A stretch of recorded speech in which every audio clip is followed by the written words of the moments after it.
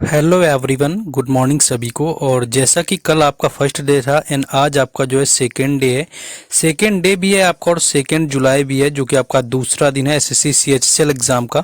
कल हम लोगों ने चारों शिफ्टों का एनालिसिस किया हुआ था। चारों शिफ्टों के वीडियो अपलोड होंगे, आप लोग को पूरा प्लेलिस्ट मिल जाएगा, जाकर के वहां से देख सकते हैं।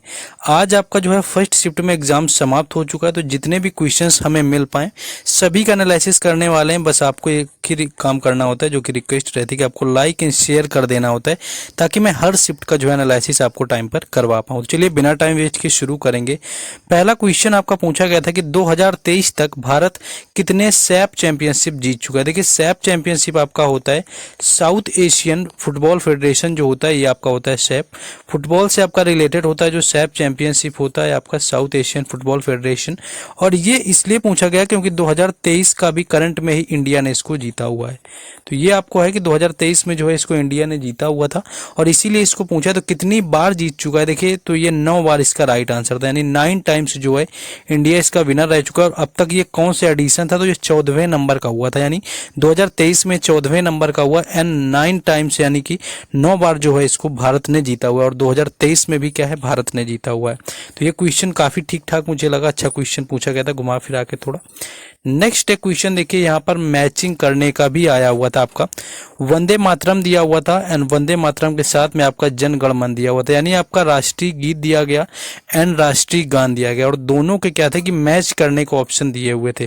देखिए, जन गण मन की बात करें तो इसका रविंद्रनाथ टैगोर हो जाएगा, ये तो आपको ऑलरेडी पता होगा। दोनों ही एक्चुअली पता होंगे क्योंकि आसान था। वंदे मातरम बंकिम चंद्र चटर्जी ने, तो जो यहाँ पर वंदे मातरम है वो बंकिम चंद्र चटर्जी ने लिखा हुआ है एंड रविंद्रनाथ टैगोर ने जो है जनगण मन लिखा हुआ है। और एक जो आपका बांग्लादेश की मैं बात करूं तो बांग्लादेश का जो राष्ट्रीय गान है अमार अमार सोनार बांग्ला जो होता है, अमार सोनार बांग्ला, वो भी रविंद्रनाथ टैगोर ने ही लिखा हुआ है। ये भी क्वेश्चन पूछते हैं कि बांग्लादेश का जो राष्ट्रीय गान है वो किसने लिखा, सोनार बांग्ला, तो वो भी रविंद्रनाथ टैगोर का है।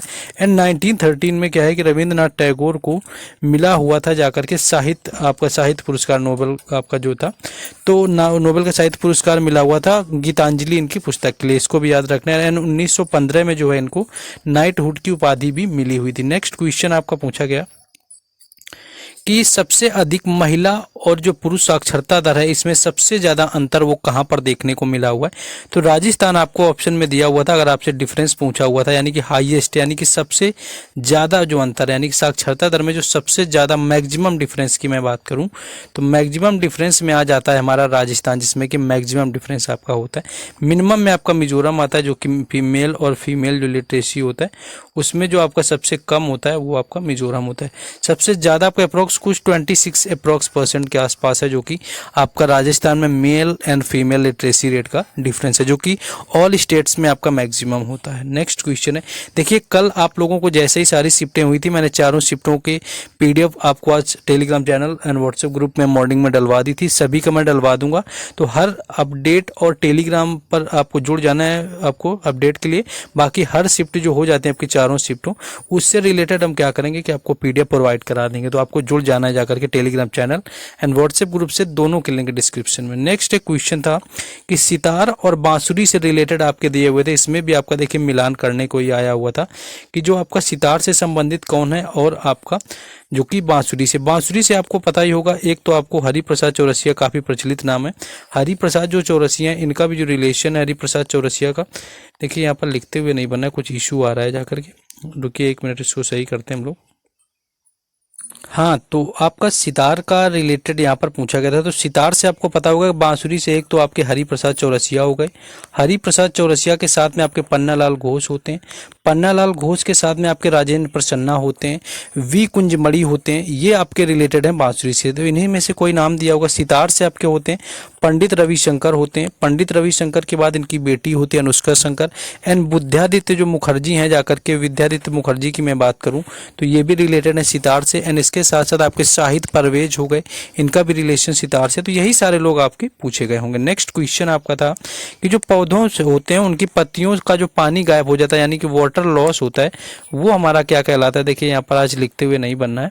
तो वाटर लॉस जो होता है ये आपका वाष्पोत्सर्जन कहलाता है, जिसको शायद आई थिंक ट्रांसपिरेशन बोलते हैं इंग्लिश में, मुझे एग्जैक्ट कह नहीं सकता मैं क्या बोलते हैं, ट्रांसपिरेशन या ऐसे कुछ बोलते हैं इसको इंग्लिश में। तो जो वाष्पोत्सर्जन होता है ये होता है जब क्या होता है कि आपके जो प्लांट्स होते हैं उनकी लीफ का जो वाटर होता है वो लॉस हो जाता है, तो आपका वो वाष्पोत्सर्जन कहलाता है, ट्रांसपिरेशन। बाकी इंग्लिश मीडियम वाले देख लेंगे थोड़ा। नेक्स्ट एक क्वेश्चन आपका आर्टिकल 20 से देखने को मिला हुआ था, आर्टिकल से आपके कल भी क्वेश्चन आ रहे थे। एग्जैक्ट क्वेश्चन क्या था, देखिए आर्टिकल 20 क्या होता है, ये हमारी दो सिद्धि से जो आपका रिलेटेड संरक्षण होते हैं उससे आपका रिलेटेड होता है, दो सिद्धि से रिलेटेड होता है। तो यहाँ पर मैं बात करूं यानी कि इसमें इसकी जो 20 का आपका 2 जो क्लॉज होता है ये क्या कहता है कि एक व्यक्ति को एक ही जुर्म के लिए एक से ज़्यादा बार सजा नहीं दी जा सकती। एंड इसका जो 20 का 3 आपका क्लॉज होता है ये क्या बोलता है आपका कि कोई व्यक्ति होता है उसको उसी के खिलाफ गवाही देने के लिए मजबूर नहीं किया जा सकता है, कि खुद ही वही आपका कहीं ना कहीं आपका जो आपका मुजरिम है और उसी को फोर्स किया जाए कि तुमको ही पूरी तरह से गवाही देनी है, तो उस तरह से फोर्स नहीं किया जा सकता। और एक क्राइम के लिए सिर्फ एक ही बार सजा मिलेगी आपको, यहाँ पर ये आपका दिया गया। तो आर्टिकल 20 जो है आपका ये दो सिद्धि के आपका जो संबंध में संरक्षण प्रदान करता है उससे रिलेटेड ये आपका आर्टिकल है। नेक्स्ट एक क्वेश्चन आपका पूछा गया था कि टेनिस जो था उसको आपका ओलंपिक में कब शामिल किया गया था। देखिए टेनिस की मैं बात करूं तो जब ओलंपिक शुरू हुए थे 1896 में एथेंस में, तभी इसमें ओलंपिक आपके इसमें 9 खेल शामिल किए गए थे, बेस खेल, जिसमें कि टेनिस भी आपका शामिल था। एंड 1924 में इसको ड्रॉप आउट कर दिया गया था, 1924 में ड्रॉप आउट हुआ। एंड 1988 में इसे फिर से आपका जोड़ा गया जो कि सियोल का ओलंपिक था, ये आपको दिया होगा फिर अगर आपसे दोबारा में पूछा है तो 1988 का जो है सियोल का ओलंपिक हुआ था जिसमें कि आपका दिया गया था। तो ये आपको यहाँ पर ध्यान रखना है 1988 सियोल वाला।